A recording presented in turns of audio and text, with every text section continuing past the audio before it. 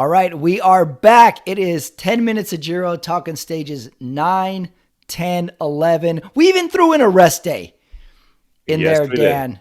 Yeah. So we're right in the Ciao, meat. Patrick. Ciao. Look at us, Dan. It's like we Yeah. just came from Eataly. Sorry. I got to switch back to English. Just all this Giro stuff. I'm really immersing myself in the culture. I think we hit the heart of the Giro these last three stages because nothing really happened. And it's like this is the part of the movie where they're explaining everything about the movie. Yeah. And you're like, if you've seen this movie before, you might fast forward through this part. But maybe that's me. Did you find these last three stages exciting? Did you skip them? Or is this actually your favorite part of the Giro? No, I mean, this is definitely the lull. This is, you know, I'm sure the organizers are getting all the VIPs in the cars and all that kind of stuff, and just because there's not much happening, and doing a lot of schmoozing. But Mm-hmm. yeah, the last two stages, I'm not a I mean, I think I've intimated my feelings about the sprint stages are never really my favorite, but I loved that finish on Sunday, stage Oh, did 9. you? So Okay, yeah, so you had some I'll reason. pop into my my full analysis once the clock starts. But yeah, it was fun on Sunday. But yeah, otherwise it's just been like fold some laundry, that kind of thing. It's You kind of background noise for me these last 2 days. put it on in the background. Yeah, Yeah, I think that's where I've been with it as well. And like as soon as it's time for me to go, I don't even check how much is left in the race. I'm just like, okay, I'll just look at this later on my phone. yeah, Whereas yeah, on the important stages, I'm like, all right, let me give it 15 or I'm close enough to finish it. And we are in the dog days of the Grand Tour when all the segments are behind the scenes. It's like, let's see what it's like to be in a team car. yeah. Let's do some history of the city we're going through. How do they wash all that clothes afterwards? Yeah, it's just Right. like very. I wrote down some website headlines from the rest day because, Uh, you got to think of something to talk about. Even though Pogacar sort of did like a little semi lead out on one of the sprint stages, by and large, there wasn't too much. So here's what I got: an unreleased bike, a closer look at new SRAM Red, more wild TT helmets, crazy disc rotors, weird base layers, and more. yeah, So very tech heavy questions to keep the interest up on the Giro rest day. yeah, yeah. I mean, I don't know. Honestly, what I did on the rest day was I just put on Chris Horner's YouTube channel, and Oh, specifically his storytelling list, which if you haven't gone through is just great. The guy just talks and talks and talks. I mean, they're fun, interesting stories, and but they're also the thing that you can come in and out of a little bit too. So yeah, that was my rest day. he was very critical Oh yeah, of always. Vaughters specifically on one of the days. And I just like how he says, like, Vaughters said they had data on Peter Sagan through the corners. No, you don't. He just flat Yeah, out says, like, you don't have data. And I right. guess he's right. He's like, yeah, why would you have data on a rider who was not on your team? I don't know what Vaughters needed to explain himself. Yeah, I don't know. I don't know what exactly the context of the Vaughters thing was, but you had texted me like, yeah, Horner clearly has some sort of beef with Vaughters. Right. I There don't know might be what it something is. else going on. There's some old school stuff going on there. Chris Horner's just been getting mad at everyone though. He's getting mad. I watched I think his recap of yesterday, and he was going into, I forget, whoever the non-retired pro just commentator on Max and the Eurosport feed, British guy, I forget his name, was like, well, this is a very enjoyable stage. Hmm. He's like, oh, I'm enjoying watching this. And Corner's like, this guy's an amateur. Of course, he's watching it, but he doesn't know what's going on. And I'm like, well, he's kind of representing the audience here, Chris. We're not all going to go into like a deep dive into like team tactics and team hierarchy and all that kind of stuff. Like, we kind of just want to watch some of the action too. So I'm like, Would you uh, say Horner's comp to, like, say, mainstream NFL media would be Tony Romo, Chris Collinsworth? Who would you give? Because he gets technical very quickly. Trick question. I believe this is a trick question. You're trying to call me out as some sort of a feet nerd who doesn't watch football because I don't, and I believe the names you just mentioned are made up. So I'm Tony gonna say Romo does no. sound like a made up name now that I Yeah, think you're about it. definitely yeah. It's like, what's the name? Are you on the list? Yeah, what's the name? Tony Romo? Romo. Romo, comma Tony? Yeah, Just check the Romo. list. Yeah. And also on the flip side, Oh, do those NFL guys though? Do they get mad at everyone that doesn't like do very deep inside baseball, so to speak, and just yeah, like like they having get fun? technical with like the plays and like the XOs talk very Mm, quickly. And if to like the novice fan, you'd be like, what the heck are you talking about? yeah, What is all this stuff? And like I was thinking, Vaughters is one of these guys that is so quick to throw stats at you. Stats, analytical stuff, research, data, almost to the fact where like I think he knows that we will believe him if he just throws nonsensical stats at us. He's like Neil deGrasse Tyson, where you yeah. ask him a question and it's just a wealth of information and we actually know less after he explains it. I'm like, I guess. So it's I get difficult. PR vibes from that from him, so that checks out. You know, Think just so. Yeah. right, some corporate communications going on, but yeah, Right. We're going to put a pin in that, circle back to it. yeah, Definitely going to group. We're going to have a group. We're going to brainstorm. yeah. And then 7 minutes later, like, I don't think you said anything. No, exactly. But let's get Vaughters and Horner in a room together. What Yeah, would happen? I don't know. I don't know. That'd be a very good question. They should have a debate. That's the debate I want to see this election year. Oh, right. Yeah, we got the presidential debates. Like, I saw that it was like on the calendar, right? Like, it is going to I happen. think they're going to have one in June, and Huh. then yeah, we'll see. It's going to be like a prize fight. You got to agree to the size of the ring, size of the gloves, how long the round. It's so much. Like, this is a Mayweather Pacquiao. I just hope. Well, I mean, I mean, only for the sake of comedy, I feel bad for Joe Biden, but I hope that Donald Trump continues his public farting in the debates. Oh, I'd like that. He's really going alpha there, I think. I'd go for that. Yeah, like just like we're gonna have presidential debates. Maybe we need U.S. former pro cyclist debates. Yeah, I feel like we could get like a round of 16 going pretty easily. totally. We got some Yeah, personalities in the U.S. that some that used bad to race. boys and some talkers for sure. Yeah, So yeah, we got some formerly disgraced riders. We yeah, got some likables. We got some unlikables. We got some renegades. We get Floyd Landis in there. We have to zoom him in. I don't think he goes anywhere. and We'll we zoom have him in. the guy who I believe is beyond categorization, Greg LeMond. Is he Oh, likable? Is right. he not likable? No one knows. This is kind of weird. Like, I don't He's really going to know. come from like the Sun Belt division. Like he's a ninth seed. Yeah, he's a dark horse. Sure. He's a ninth seed, but he will upset a 2 seed if you're Yeah. not careful. All right, Dan, it's time for 10 minutes of Giro. Let's Let's do this. put 10 minutes on the clock. All right. Start it up right now. So, Boom. stage 9, 214 kilometers, flat. I got on my notes. The Narvaez gets caught. Olev Koj, I don't even know how to say his name, wins. Pogacar does a semi lead out. And thus, I forgot Visma Elisa Bike was even in this race. I honestly I did too until I saw them like in the break. What was it, yesterday and maybe today too? I was like, oh, I guess they are in this race. I'm like, there's those funny looking bikes.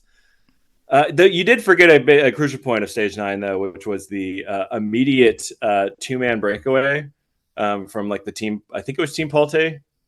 Oh, yeah, the two teammates. That were out for like a really long, like really like several hours by themselves. Wow. And I can only picture that it was like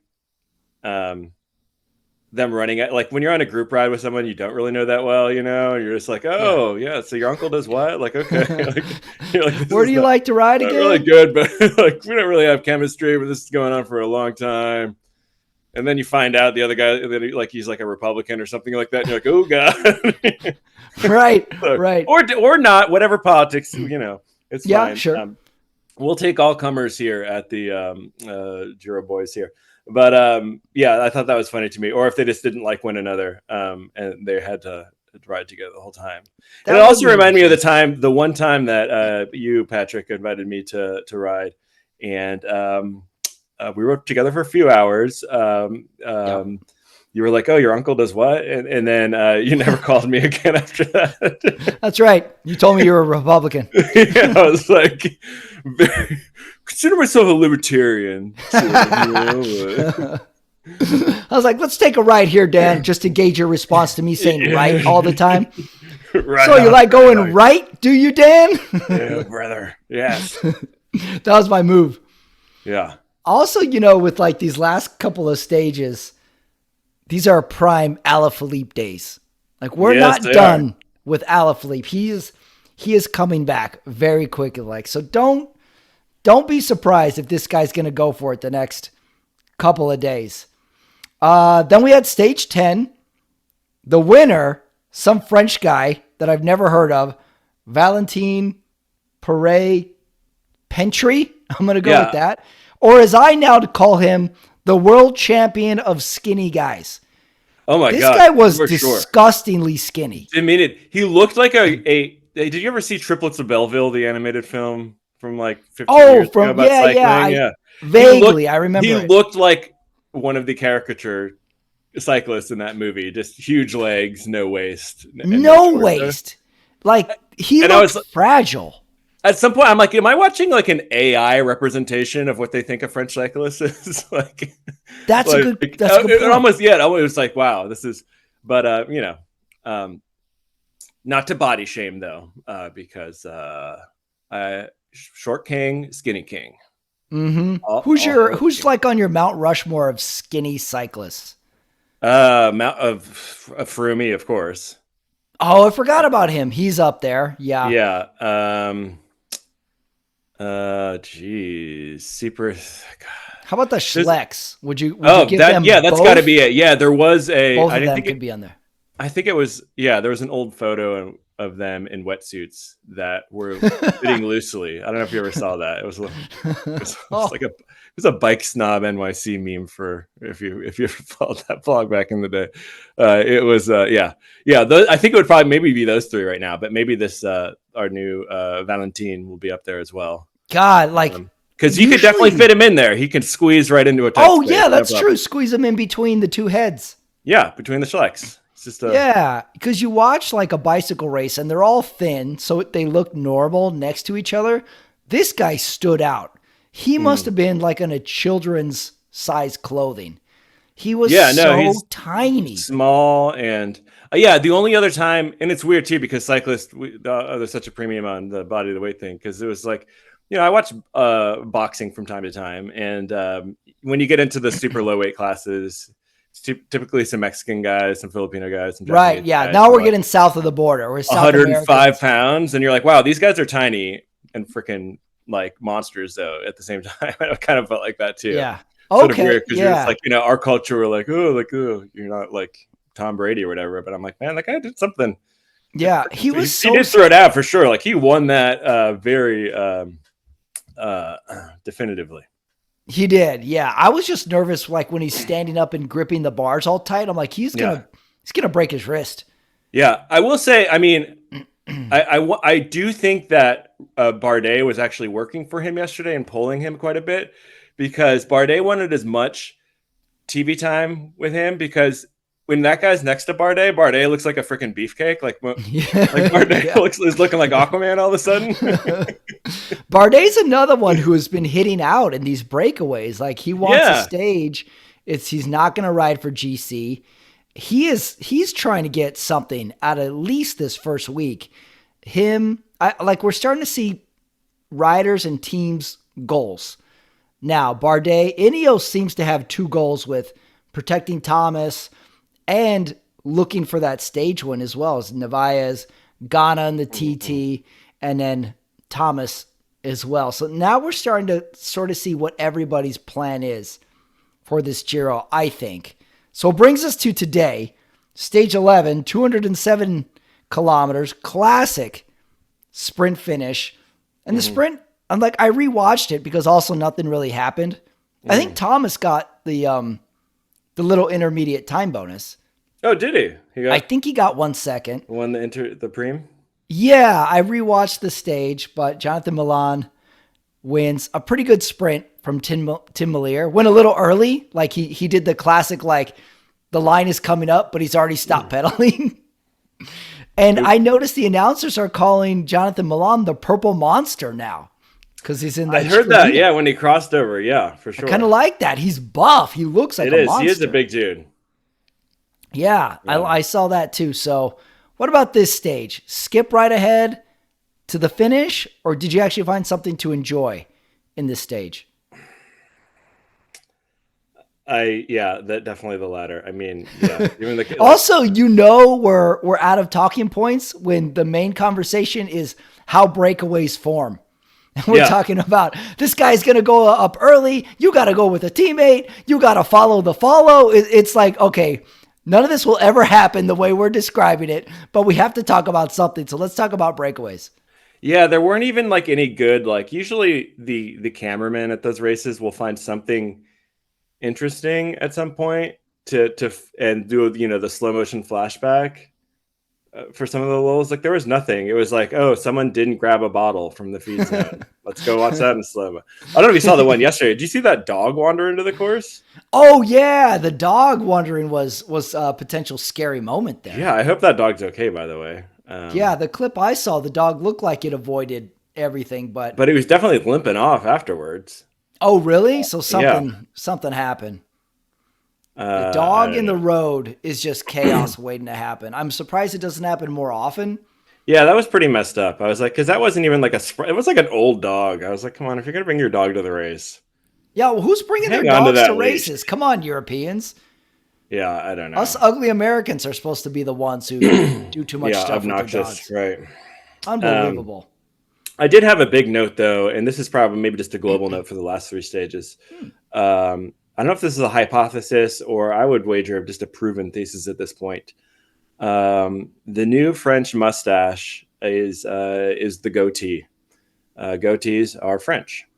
Is that right? So you're saying just the mustache is the new goatee? Yeah, well, no. Back in the day, I'm French. You have a pencil mustache, maybe a little bit of a curl. Yeah, the little inspector mustache. Usually a thin little inspector mustache. Oh, I'm French. Yes. Now you have the full goatee, and that's French. That's Julien Alaphilippe. It's that other skinny guy, Valentin, and that's enough. And it does make sense. I mean, it is sort of the best facial hair arrangement to facilitate double cheek kissing, while also being able to savor long after you've completed the flavors and smells of cave-aged cheese and tobacco products. Is that the reason? Yeah, I believe so. I mean, if you think about it, it really is an evolution. Mm-hmm. So the French know what they're doing. Yeah, the French are the only people that can like pull off the goatee without looking like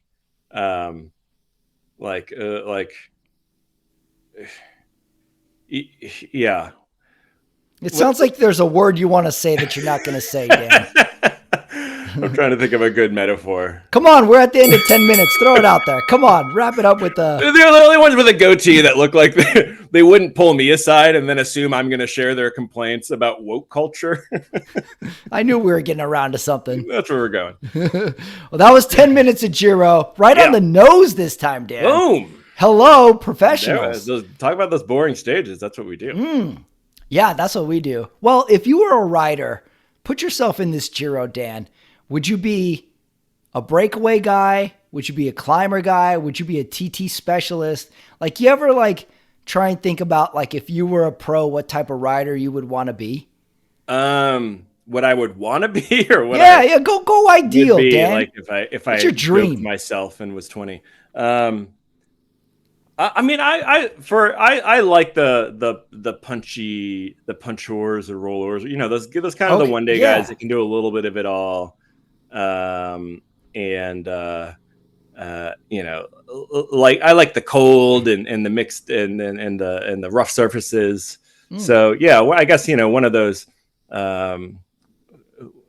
Who's the guy that won the gold medal in Brazil, the Olympic race? The Dutch guy, Van Aert?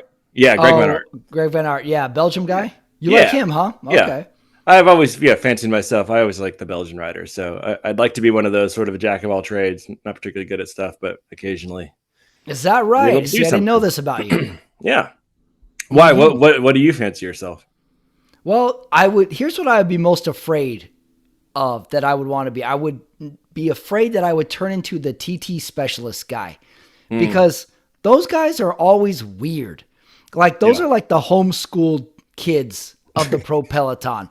They're too much into tech, way into the numbers. They're only Yeah. children usually. They're only into themselves and what they can produce, what terrain they're best at. I would worry that I would become that because I kind of like the TTs, but I want to be that guy.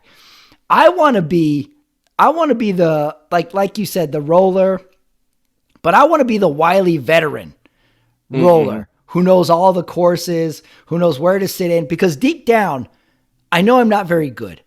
But Mm-hmm. I figure if I play my cards right, I'm going to number one finish. Number two, who knows?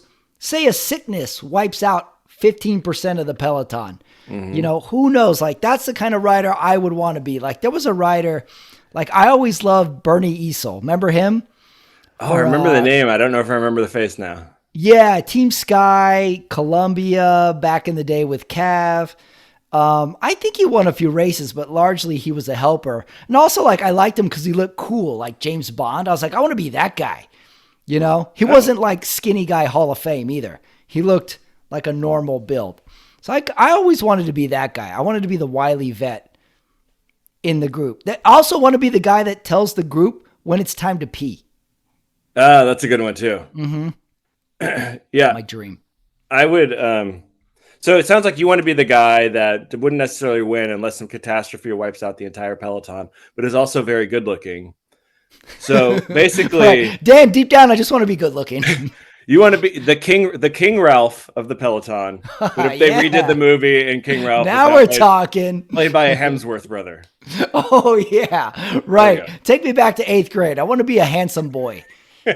Dan, that's right. That's all I want. You know what? I don't like where this segment's going anymore. It's too much of a deep psychological dive here. Well, All right, I we'll got a cut off. photo of the day if you want to show, if you want to see something fun. It's time for the Dan Dowling photo of the day. I told you see before, I have no idea where this is going because the stages have been in and out. The stages have been background the last few days. So let's see All what we right. got. And let's All see right. if I can. There we go. I The disappeared. photo. You can still hear me, yes? Yeah, I can hear you. The photo is up. I don't That is know. not me. That is not me talking. But this is This looks like a so. before picture of something, but I don't know what the after would be. So this is still from the King Ralph 2. No, I'm kidding. The eataly. You Oh, got me kind of obsessed with eataly because I thought it was like a cheesy tourism pun, and then I was like, oh, it's this whole thing, these fancy markets, yeah. and I was like, man, this is corporate bullshit. And then I looked it up. I'm like, okay, who owns eataly? And it gave me this guy Bruno something or other. And then I looked him up, and this is him. And I'm like, oh my god, this is like freaking Yes. Mario of the Mario Brothers who retired and opened Mario, a Mario. restaurant. He's so pleasant. Like I love him so much. Like look at this guy. Okay, The so he's best of turning you. He's he's got the the best mustache of you might be modern talking about. Italy. He's like not he's like not like he's not like he's not like overly Euro. He's not like doing the Italian American thing at all. Hmm. He really just wants to hang out Do we know his and name? like Bruno Fratelli or something like Bruno Fratelli or something like Okay, that. so he is Italian. Yeah, definitely Italian. Bruno's a Uh, good first name. yeah, He's got the Uh, open collar shirt with the blazer too. That's very Euro. yeah, but like there's some Italian guys that'll roll up wearing like just nothing underneath there, maybe like some gold or something like that. Or Hmm. he's got more buttons. I mean, he's not doing a Gavin Newsom or something like that. It's like an appropriate amount of buttons. He's dressing age appropriate, which is always nice Yeah. for a rich European man. You might be talking me into it. Yeah, I like his Yeah, look so we love and him his very overall much. persona as well. Eataly, the owner of Eataly. Yeah, so if you're out there, Bruno, why don't you come on our podcast here? I think it'd be great. I think you'd slot right in. And, we talk about all sorts of things. Mostly any John Goodman movie you want to talk about, we're happy to do that. So open invitation. Yeah, we got King Ralph. We got the Babe. We got the Flintstones. Yep. Big Lebowski. Yeah, plenty to talk about. Plenty of Coen would Brothers like to talk appearances. Yeah. Well, right off the bat, say you went to Eataly, Dan. What are you ordering for your main course? Boy. I got it. I don't know. It looks like they try to do like fancy upscale stuff. So I don't know. I'd probably end up with like a homemade pasta with a rabbit ragu. Oh, that sounds good. Yeah, I was gonna go with the fettuccine alfredo for me. I was like, just give me your best pitch. Just let me have it. Put a big plate in front of me. Let me see what you got. I like your pick though too. And then I'm hoping like they have like a little off menu, like Italian guy thing, and they're like, after dessert we'll give you some ice cream, but it looks like boobs. That's right. And I want mine served to me from a middle-aged man in a suit. Yeah, with the mustache, huh? Just winking. Right. And I want his sleeves rolled up. I want a gold watch, and I want a hairy forearm. Yeah, a little hairy, a little ice cream in that hair. And then he takes my plate when I'm not even done eating. Like he decides when I'm done. Yeah. Yes. That's right. All right. Stage 12 is tomorrow. 193 kilometers. Yep. Pretty flat stage again. Remember, nothing really happens till stage 14. So we still got a few days of this. What do you think? This is probably going to be a sprint stage. Is there a chance the breakaway stays away? I don't think so. I mean, I don't know. I'll have to go back and unless there's, some sort of interesting feature. I don't think there is. An I think there's uncategorized climb near the end or something. No, I'm looking at the profile right now. There's a few bumps in the road. No categorized climbs. A few little bumps in the road. That's it. This looks like a day for the sprinters. I can't see them letting a breakaway get away. Yeah, I know it was windy today, so maybe we can pray for wind and there'll be some echelons. Oh, very nice. Zigzag. Who do you like sprinting then? The purple monster himself. The purple monster? Nice. Yes. I'm going to agree with you, but Malier went a little too early today. So I'm going to say he gets it right tomorrow. Yeah. So I'll go Malier. I'll tell you who I won't pick is Caleb Ewan. No. Not doing much. And what's in Grodinger or whatever is not really. No. Who our sprinter guys have been that Visma guy who I didn't know. Olev Koj, Tim Malier, Jonathan Milan, no Caleb Ewan. That's about it. Our top dogs for sprinting, and it seems Milan is got everybody's number right now. Yeah, I think, so I think that's where my money's going to be, but I'm always hoping maybe we'll get some more Jonathan Narvaez action. I don't know. Mm-hmm. Maybe an Alaphilippe. Come on, Ghana. Ghana, do that 4K again. Yeah. Stages 9, 10, 11. So let's actually, just close out. Ineos has to try something, right? I mean, they got it. I mean, someone's going to try something. Could be a day for Ineos to try and blow it up, like say with 50K to go type of thing too, if it's windy. Yeah. Like you said. Because they have shown that they are a very strong team. UAE, super strong, but it seems like Ineos has the horses. Yeah. And if Ghana's having a really good day too, and it's windy and a little chaotic, then maybe we'll see something fun. Could be really fun and interesting if Thomas says, all right, what am I protecting here? Let's try and blow it up 30Ks in. Use my team. I want to try and get up the road and at least make UAE make some decisions. I think that's a smart old wily veteran move from Thomas. He's like, I'm going to be first or last. I don't care. Alaphilippe, let's go up the road, buddy, and let's see what happens today. Yeah, and I don't know. Maybe he'll show up in a disguise and fool them all or something. Shave his eyebrows. Get the mustache. Yeah. Oh, what if Geraint Thomas grows a mustache? He should do it. 10 minutes of Giro. Dan, we'll see you on Sunday. Cool.